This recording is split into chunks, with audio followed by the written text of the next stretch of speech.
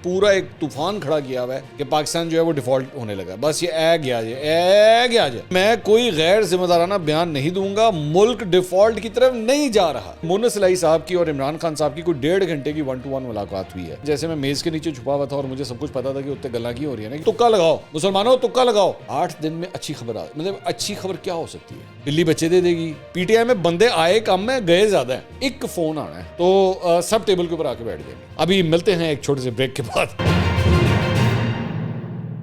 अस्सलाम वालेकुम नाज़रीन, मैं हूं मंसूर अली खान। अपने डिजिटल चैनल के ऊपर आपको खुशामदीद कहूंगा। नाज़रीन, इस वीडियो के अंदर मैं आपको बताने जा रहा हूं कि 8 दिन के बाद क्या होने जा रहा है। ये तफसीलात आपके साथ शेयर करेंगे और इसके साथ साथ आपको बताएंगे कि किस तरह पाकिस्तान तहरीक इंसाफ जो है वो अपने तिकोन के जरिए लोगों को किस तरह बेवकूफ़ बनाती है। किसके जरिए? तिकोन के। तिकोन क्या होता है? ट्रायंगल, ठीक है, या त्रिमूर्ति जिस तरह आपने सुना होगा ना, थ्री डायमेंशनल तरीके से किस तरह बेवकूफ़ बनाती है। ये दो चीज़ें बड़ी ज़रूरी आपके साथ शेयर करनी है इस वीडियो के अंदर। तो वीडियो को एंड तक ज़रूर देखिएगा और अगर पसंद आए तो लाइक ज़रूर किया करें, क्योंकि इससे हमारी इस वीडियो को दीगर लोगों तक पहुंचने में भी मदद मिलती है।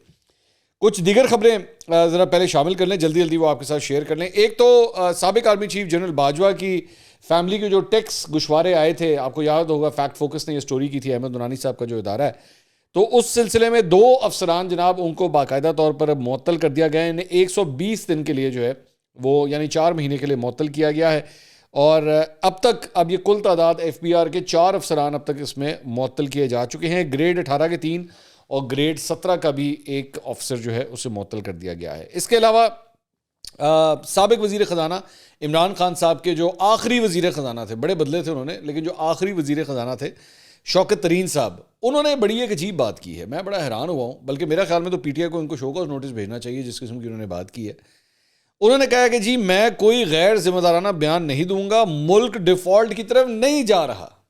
अब मेरी समझ से बाहर है ये शौकत तरीन साहब ने क्या कह दिया, क्योंकि भाई हमें तो पिछले 2-3 हफ्ते से मतलब पका पका के पीटीआई के लोगों ने, उनकी सोशल मीडिया टीमों ने, लौंडे लपाड़ों ने, सब ने मतलब पूरा एक तूफान खड़ा किया हुआ है कि पाकिस्तान जो है वो डिफॉल्ट होने लगा। बस ये ए गया जे। तो अब जो है वो हमें पता लग रहा है कि जनाब वो मुल्क डिफॉल्ट की तरफ नहीं जा रहा। और अपने वजीर ख़जाना ये फरमा रहे हैं, उन्होंने कहा मुआशी सूरत हाल के बायस अवाम को मुश्किल सूरत हाल का सामना करना पड़ सकता है, लेकिन डिफॉल्ट की तरफ नहीं जा रहा। और बल्कि और सोने पे सुहागा ये कि इमरान खान साहब जो हैं वो कल अभी जब पार्लिमानी पार्टी के इजलास से खिताब कर रहे थे तो वहाँ पे भी उन्होंने ये फरमाया कि जनाब मुल्क तो डिफ़ॉल्ट की तरफ जा रहा है और डिफ़ॉल्ट होने लगा है। फवाद चौधरी साहब ने उसके बाद जब मीडिया से गुफ्तगू की तो उन्होंने बताया कि इधर भी पैसे नहीं है देना, तो उधर भी नहीं है, तो इधर भी नहीं है। तो शौकत तरीन साहब जो है फरमा रहे हैं कि जी मुल्क डिफ़ॉल्ट की तरफ नहीं जा रहा। इसके अलावा ये जो इमरान खान साहब ने क्योंकि वीडियो पैगाम के ज़रिए गुफ्तगू की थी पार्लिमानी पार्टी से अपनी, तो बनी गाला के हवाले से एक खबर ये है कि मुन्नस इलाही साहब की और इमरान खान साहब की कोई 1.5 घंटे की 1-to-1 मुलाकात हुई है। अब चूंकि ये 1-to-1 थी तो मैं उन सहाफ़ियों की तरह तो बात नहीं करूंगा कि जैसे मैं मेज़ के नीचे छुपा हुआ था और मुझे सब कुछ पता था कि उत्ते गल्ला की हो रही है ना, क्योंकि यहाँ पे कई ऐसे सहाफ़ी हैं, आप यकीन करें, मेरा तो कभी कभार बड़ा यकीन करें यहाँ पे नाम आ जाते हैं कभी कभार ना, यहाँ पे फिर मैं वापस उसे ले जाता हूँ कि नहीं यार रहने दे छाड़। मैं मेरे ना सिर्फ 2-3 फेवरेट हैं, ये मैं आपको बता दूँ। एक कामरान खान साहब, एक डॉक्टर शाहिद मसूद साहब।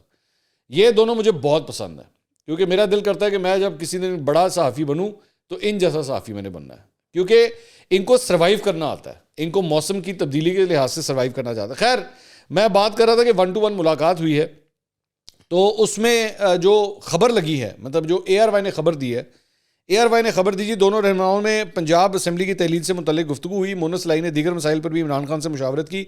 1-to-1 मुलाकात के बाद फैसल चौधरी भी मीटिंग में शरीक हुए। फैसल चौधरी ने पंजाब असम्बली की तहलील से मुतल्लिक कानूनी ऑप्शंस पर ब्रीफिंग दी। इसका मतलब है उन्होंने कख नहीं पता। इसका ये तरीका होता है कि जब आपको कुछ ना पता होना तो एक रवायती किस्म के सेंटेंस में, रवायती सेंटेंस क्या है, दोनों रहनुमाओं में पंजाब असम्बली की तहलील से मुतल्लिक भी गुफ्तगू हुई। तो होर की उन्होंने चिकन कढ़ाई के बारे गल करनी सी, या उन्होंने ये बात करनी थी कि सोजो वाटर पार्क की स्लाइडें जो हैं वो अच्छी हैं, या दुबई के अंदर जो वाटर पार्क है उसकी स्लाइडें बेहतर है। ज़ाहिरी बात है ये इसी टॉपिक, यही पूरा पाकिस्तान इस टॉपिक के ऊपर बात कर रहा है तो ये टॉपिक तो डिस्कस होगा। So what I am saying is ये रवायती सेंटेंसेज हैं। ये जो 1-to-1 मुलाकात होती है ना, इसमें अनलेस और अनटिल उन 1-to-1 में से कोई एक खुद ना ये बात बता दे कि भाईजान क्या हुआ है, बाकी सारे हवाई छक्के होते हैं। तो हवाई छक्का है, हमें कुछ नहीं पता। हाँ अलबत्ता मेरा अगर मैं एक जिन्होंने कहते हैं ना तुक्का लगाओ, मुसलमानों तुक्का लगाओ, तो तुक्का जो है सिर्फ यही लगाया जा सकता है कि मुन्नत सलाई साहब ने जो कल वो जो बात कह दी थी ना मेहर बुखारी साहिबा के, परसों मेहर बुखारी साहिबा के प्रोग्राम के अंदर, ये डेफिनेटली वो तो डिस्कस हुआ। अब जाहिर बात हो AR वाई ने उनायत नहीं लिखना ना कि मतलब ये बात हुई होगी और इमरान खान ने क्या कहा होगा, मौका नहीं है ना इस वक्त टाइम नहीं है कि आप मुन्नत सलाई की बैशिंग करें, क्योंकि मुन्नत सलाई और परवेज़ लाई इत्तेहाद में है, तो इस वक्त थोड़ी उनको कुछ कहा जाएगा। तो बहरहाल एक तो ये मुलाकात हुई है। अच्छा जी, अब वो आ जाए 8 दिन, वो जो मैंने आपसे कहा था ना 8 दिन, वो क्या है 8 दिन बाद क्या होने जा रहा है। शेख रशीद साहब वसीम बदामी साहब के शो में तशरीफ़ लेकर आए हुए थे और उसके अंदर उन्होंने कहा जी इमरान असम्बली फौरी तौर पर इसलिए नहीं तोड़े कि 8 दिन में कोई अच्छी खबर आ सकती है। 8 दिन में अच्छी खबर मतलब अच्छी खबर क्या हो सकती है, क्या आपके ख्याल में 8 दिन में क्या अच्छी खबर हो सकती है? मतलब बिल्ली बच्चे दे देगी क्या 8 दिन में? ऐसा क्या हो सकता है 8 दिन के अंदर? क्योंकि मैं तो शेख रशीद साहब की ये जो टाइम लाइनें हैं ना और ये जो डेटे हैं, मैं ईमान से शेख साहब ने जिस किस्म के डेटों के वाले से अपनी पर्सनालिटी बना ली है ना, मैं कहूँगा शेख साहब से कभी उनके साथ कभी कमेटी मत डालिएगा, ठीक है? क्योंकि उन्होंने यही कहना है मैं तेन परसों पैसे देने लगा, मैं एक हफ्ते से तेन पैसे देने लगा। मतलब इनसे कभी शादी की डेट पे कमिटमेंट मत दीजिएगा। वैसे तो शेख साहब ने खुद भी शादी नहीं की कभी, लेकिन शेख साहब से कभी शादी, किसी की भी शादी हो, किसी की भी रिश्ता हो, डेटों पे कमिटमेंट मत लीजिएगा, क्योंकि शेख साहब ने इतनी तारीखें दी हैं। मैं कहता हूँ सनी देओल ने अगर वो जो डायलॉग दिए थे ना, तारीख पे तारीख, वो शेख रशीद साहब के लिए दिए थे। उनको वो अदालत के अंदर खड़ा हुआ था, वो जो सीन था ना सनी देओल वाला, वो अदालत में खड़ा हुआ था और जज की तरफ देखते हुए बात कर रहा था कि तारीख पे तारीख, मैंने लगता है और जज की शक्ल भी शेख रशीद के नाल ही मिलती होनी है, क्योंकि अब उन्होंने 8 दिन की बत्ती के पीछे जो है ना पूरी कौम को लगा दिया। अल्लो की हूँ बह के वेखे जाएंगे भाई जान 8 दिन बाद की होने लगा है, 8 दिन बाद होना है पौंका, ठीक है? 8 दिन के बाद ये होना है। शेख साहब के मैं बल्कि सोशल मीडिया के ऊपर देख रहा था, किसी पता नहीं कौन एक तो शरारती बंदा था, उसने शेख साहब के पिछले 1 साल के ना क्लिप निकाल के अगले महीने होने लगा है, 2 महीने बाद ये होने लगा है, बकरे की ये कुर्बानी की ईद के बाद जो है वो कुर्बानी होगी। ये तो हर साल का उनका ये एक पेट जुमला है कि कुर्बानी की ईद के बाद कुर्बानी होगी, ठीक है? और रमज़ान के बाद ये हो जाना है, ठीक है? ये मैं आपको मतलब अब ये देखना है 8 दिन के बाद पता है इन्होंने क्या करना, 8 दिन के बाद इन्होंने कहना है अब सर्दियां आ गई हैं, सर्दियों के बाद जब मौसम ठीक होगा तो फिर देखेंगे क्या होता है। मतलब इस किस्म के उन्होंने टाइम नहीं। उन्होंने कहा इदारों में से किसी ने मुझे 8 महीने में कुछ नहीं कहा कि किसी का साथ देना है या नहीं देना। ये शेख रशीद साहब ये फरमा रहे हैं, तो ये अच्छा साइन नहीं है शेख साहब के लिए। अगर इदारे शेख साहब को नहीं बता रहे ना कि क्या करना है, तो ये बड़ी खराबी वाला इशू है ये, कि हिदायत ही नहीं मिल रही। हमें जब हिदायत नहीं मिल रही तो इसी की करना है, तो ये ख़तरनाक बात है। अच्छा जी, इसके अलावा एक और ख़बर जो है वो ये है कि इमरान खान साहब के पाकिस्तान तहरीक इंसाफ के एक रहनुमा कराची के इलाके लियारी से मुंतखब रुकन कौमी असम्बली अब्दुल शकूर शाद साहब, उनकी पार्टी रुकनीत जो है वो ख़त्म कर दी गई है। अच्छा, मैं वैसे नोट कर रहा था, मेरे ख्याल में पिछले 2-3 महीने में PTI में बंदे आए कम है, गए ज़्यादा हैं। अगर आप उठा के देखें, मतलब आपने फैसल वाडा को काटता, ये शकूर शाद को भी आपने निकाल दिया, या दीवान सच्चल हैं PTI के, उनको निकाला जा चुका है, और पता नहीं कितने लोग हैं जिनको एक एक करके जो है वो निकाली जा रहे हैं। ज़ाहिर बात है काबू में नहीं आते काम। और ये मैं आपको बताऊं, ये सिलसिला मुझे नहीं पता, ये अगर तो इसी तरह ही चलता रहा तो ये बड़े ख़तरनाक हो सकते हैं, अगर इलेक्शन तक ये मामला इसी तरह ही चलता रहा। बाय द वे, इनको जो निकाला गया है, मैं ये शकूर शाद साहब को, उसकी वजह ये थी कि शकूर शाद साहब जो हैं वो कोर्ट में चले गए थे और उन्होंने कहा था भाईजान मैंने तो कोई इस्तीफ़ा नहीं दिया। ये वो इस्तीफ़ों वाला मामला था, तो कोर्ट ने कहा था ठीक है आपने इस्तीफ़ा नहीं दिया तो जाएँ असेंबली में वापस बैठे, आप अवाम के नुमाइंदे हैं। तो उस पर फिर बड़ी एम्बेरसमेंट हुई थी, इस्लामाबाद हाई कोर्ट में हुआ था, तो उस पर फिर बड़ी एम्बेरसमेंट हुई थी PTI को कि यार साडा बंदा जड़ा जाके उन्हें कहता कि भाईजान मैंने इस्तीफ़ा नहीं दिया हुआ। इसके अलावा ख्वाजा आसिफ साहब कल रात को एक प्रोग्राम में तशरीफ़ लेकर आए हुए थे, तो उन्होंने कहा जी सियासत राब्तों का नाम है, मगर इमरान खान राब्ते पर यकीन नहीं रखते। हो सकता है इमरान खान की मुज़ाकरात की पेशकश के पीछे कोई और मकसद ना हो और वो इस बात में मुखलिस हो। इमरान खान की पेशकश का कोई मकसद नहीं तो मुल्क के दरपेश तमाम मामलों पर बातचीत होनी चाहिए। अयाज सादिक साहब कल रात को मेरे शो के अंदर तशरीफ़ लेकर आए हुए थे, तो मैंने भी उनसे भी यही पूछा कि भाईजान, क्योंकि अयाज सादिक साहब ना जो मुज़ाकरात पहले PTI के साथ होते रहे उसका हिस्सा रहे हैं, वो मुज़ाकरात करते रहे। तो मैंने उनसे पूछा, मैंने कहा जी अब ये उस साइड से भी ऑफ़र आई है, तो बताइए कहाँ मामला जो है वो आगे चल सकता है। तो उन्होंने मुझे कहा जी देखिए सबसे जो इम्पोर्टेंट बात है ना वो ये है कि बंदूक की नाली हमारे सर पे रख के जो है ना वो आप मुज़ाकरात नहीं कर सकते। आप किसी सेट एजेंडा के साथ के भाईजान हमें इलेक्शन की डेट दें तो फिर हम बैठेंगे। इस तरह नहीं हो सकता। आप हमारे साथ बैठ जाएं, हम ब्रॉडर एस्पेक्ट में जो है वो गुफ्तगू कर लेते हैं और उसके बाद मसला हल हो जाएगा। एग्जैक्टली अगर आपको याद हो, पता नहीं 2014 के अंदर जब धरना हुआ था ना, तो धरने का इख्तिताम भी मुज़ाकरात के जरिए ही हुआ था और फिर TORs वगैरह सेट किए गए थे और उसके बाद जुडिशल कमीशन एक सारा बना था जिसने मामले की पूरी तहकीकात की थी कि 2013 के इलेक्शंस जो थे उसमें कोई मुनज़्ज़म धांधली हुई थी या नहीं हुई थी। तो टेबल के ऊपर बैठ के जो है वो मामला हल हुए थे। ये अभी दोनों साइड्स के ये पहले इनिशियल बयानात हैं। मेरा ख्याल में अल्टीमेटली मामला जो है वो टेबल के ऊपर ही हल होगा। अभी दोनों साइड्स अपनी अपनी वो पोजीशन ले रही हैं, नहीं ऐसी आया गल नहीं करनी, नहीं ऐसी और नहीं करनी, करेंगे टेबल के ऊपर ही बैठेंगे। और भाई फ्रैंकली स्पीकिंग, चले मैं अब खोल के बात कर देता हूँ जब इतनी बात हो ही रही है, ये पब्लिक पोजीशंस जो मर्जी लेते रहें, एक फ़ोन आना है, एक फ़ोन तो सब टेबल के ऊपर आके बैठ जाएंगे, तो इतनी कोई परेशानी वाली बात नहीं है। दूसरी बात ये, फवाद चौधरी साहब ARY न्यूज़ के प्रोग्राम में तशरीफ़ लेकर आए थे। खावर गुमन साहब और इंतहाई सीनियर और बड़े काबिल एहतराम, बड़े जय्यद सहाफ़ी, पाकिस्तान का बहुत बड़ा नाम चौधरी ग़ुलाम हुसैन साहब, उनके प्रोग्राम के अंदर जो है वो फवाद चौधरी साहब तशरीफ़ लेकर आए। तो उन्होंने कहा कि जी हम तो चाहते हैं रमज़ान से पहले आम इंतखाबात हो जाएं, 4-5 माह बाद भी इलेक्शन होते हैं तो हमें कोई मसला नहीं है। तो इलेक्शन जब भी होंगे तरीके इंसाफ इंशाल्लाह कामयाब होगी। खावर गुमन साहब ने सवाल किया कि आपका ताकतवर हलकों से कोई रब्ता है? उन्होंने कहा कि इस्टेब्लिशमेंट से इनफॉर्मल रब्ते तो रहते हैं, ज़ाहिर है उनसे ताल्लुकात हैं, दोस्तियाँ हैं, इनफॉर्मल रब्ते रहते हैं, फॉर्मल रब्ता अभी तक नहीं हुआ। तो चौधरी ग़ुलाम हुसैन साहब ने सवाल किया कि चौधरी साहब आपने जो मेहनत, ये बड़ा बहुत ही इंपॉर्टेंट सवाल है। मैं ख़ास तौर पर ये जो अगला सवाल है ना चौधरी ग़ुलाम हुसैन साहब का, शाहजेब खान ज़ादा, हामिद मीर साहब, कामरान खान साहब उस लेवल तक पहुंच चुके हैं ऑलरेडी, हामिद मीर साहब, काशिफ अब्बासी साहब, वसीम बदामी और कौन हो सकता है, जावेद चौधरी साहब। इन सब लोगों को चाहिए कि ये जो अगला सवाल है इसके अंदर जो सहाफ़त की जो मिराज है वहाँ तक पहुँचा गया है। सवाल किस तरह करते हैं अपने गेस्ट से, मुश्किल तरीन सवाल किस तरह करते हैं, ये है वो सवाल जिससे आपको सीखना चाहिए। ARY में मारिया मेमन है, मारिया मेमन को भी ये लर्न करना चाहिए। डॉन के ऊपर अब्सा कोमल होती है, उनको देखना चाहिए कि सवाल किस तरह करते हैं। सवाल सुने, फवाद चौधरी साहब आपने जो मेहनत और जहानत से अपनी जगह बनाई है और जितनी आर्टिकुलेशन आपके बयानों में होती है कम होती है। जहां तक लोगों की बात है वो तो PTI के साथ हैं, पूरी कौम, लेकिन आपका जो मकसद है इलेक्शन हासिल करना और इलेक्शन जीतकर अपनी हिमायत पर मोहर लगवाना, अवाम की वो हुनूज दिल्ली दूरस्त। अब what are you planning to do के पॉइंट ऑफ नो रिटर्न आ जाए और जिस तरह आप चाहते हैं इलेक्शन की तारीख अनाउंस हो जाए। अभी आपकी पटारी में कुछ है या सारा एग्जॉस्ट कर चुके हैं? समझ आई आपको?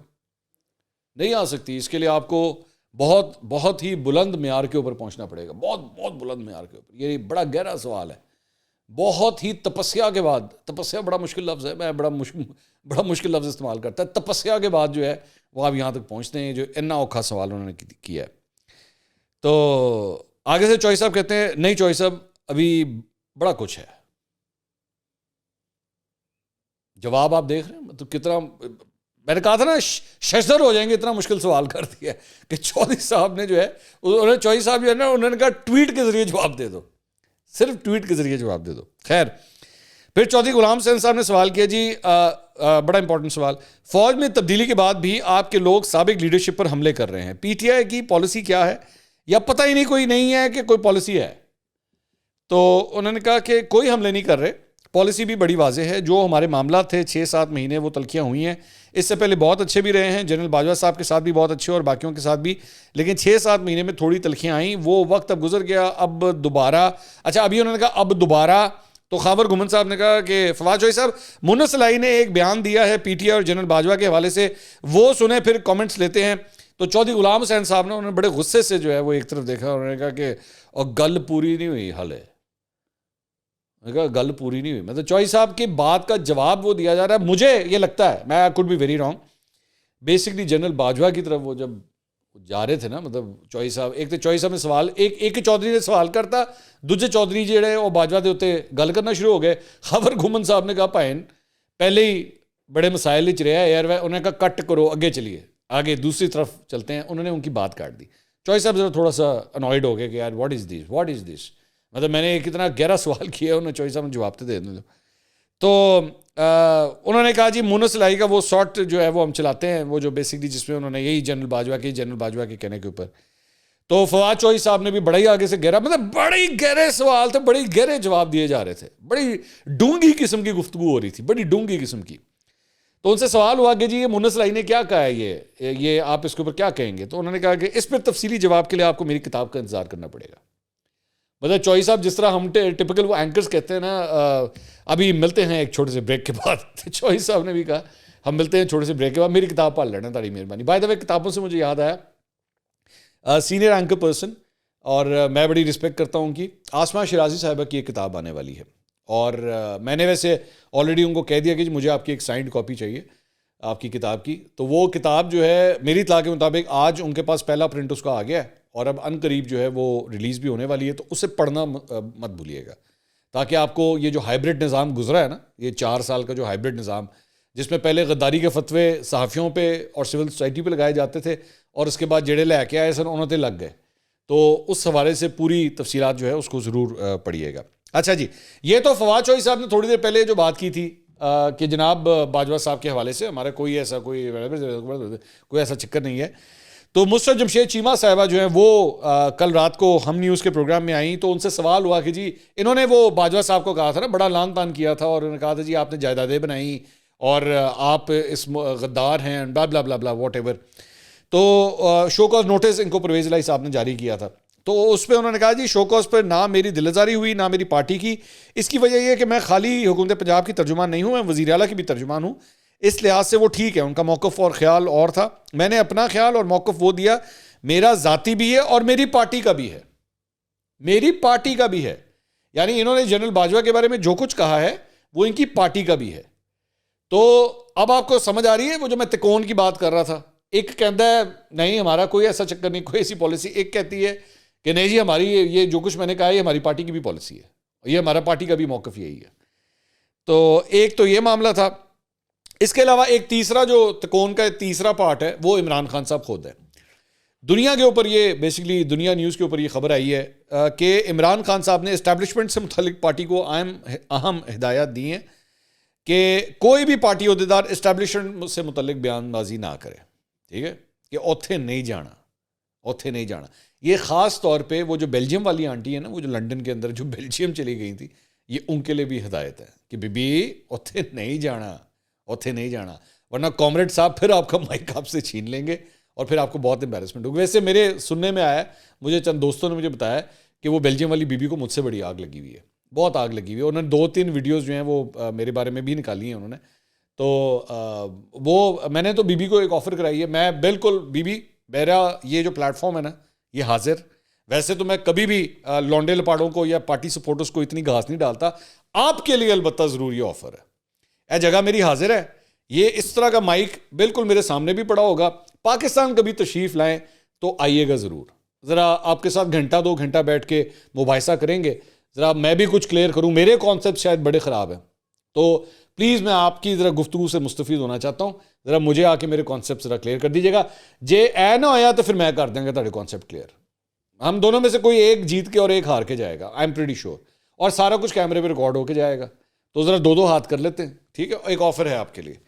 अच्छा जी, कामरान खान साहब आ गए ना, मेरे फेवरेट साफ़ी। मैंने आपसे कहा था, मैंने शुरू में 2 बंदों के नाम दिए थे, कामरान खान और डॉक्टर शाहिद मसूद। कामरान खान साहब क्या कहते हैं, पाकिस्तान में फ़ौज सियासत चोली दामन का साथ रहा है। कभी नवाज, कभी जरदारी, कभी इमरान खान, कभी शहबाज के मज़े करवा दिए। चुनिंदा अफसरान अपनी अपनी पसंद के वज़ीर, वज़ीर आला कुछ हफ्ते पहले तक गवर्नर लगाते रहे। सिविल फ़ौजी शख्सियात गुच्छड़े उड़ाती रही। काबिल एहतराम बावकार ईमानदार फ़ौज का इमेज तार तार हो गया। ओए होए होए होए होए 29 नवंबर के बाद सानू पता लग गया कि तार तार हो गया। 4 साल हमें नहीं पता लगा कि तार तार हो गया। 4 साल के अंदर जब इमरान खान साहब के सामने आप बैठते थे तो उस हाइब्रिड निज़ाम की तारीफ़ें कर कर नहीं आपका मुंह थकता था, हैं। 4 साल तक आप बैठ के बताते थे कि जनरल बाजवा की कंटिन्यूटी, वो कंटिन्यूटी वाली आपको ट्वीट याद है, कंटिन्यूटी कितनी ज़रूरी है और उनको एक्सटेंशन देना कितना ज़रूरी है। और अभी 2 महीने पहले तक आप उनके तरले कर रहे थे कि बराए मेहरबानी जाइएगा मत और जाते जाते जो है ये इस तमाम सियासी कुव्वतों को यकजा कर जाएं। अब आज आप फरमाते हैं जी कि बावकार ईमानदार फौज का इमेज तार तार हो गया।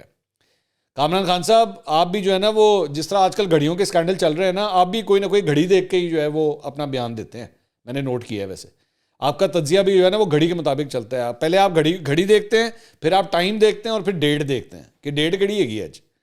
तो आज आपको ये सारी चीज़ें याद आ रही हैं। कामरान खान साहब, अगर आज से 4 साल पहले जब ये हाइब्रिड निज़ाम जो है वो माँ के गोद से निकला था ना, अगर उसी वक्त आपने ध्यान दे दिया होता और उस वक्त खड़े होकर जमहूरियत का साथ दिया होता तो आज आपको ये ट्वीट्स ना करनी पड़ती।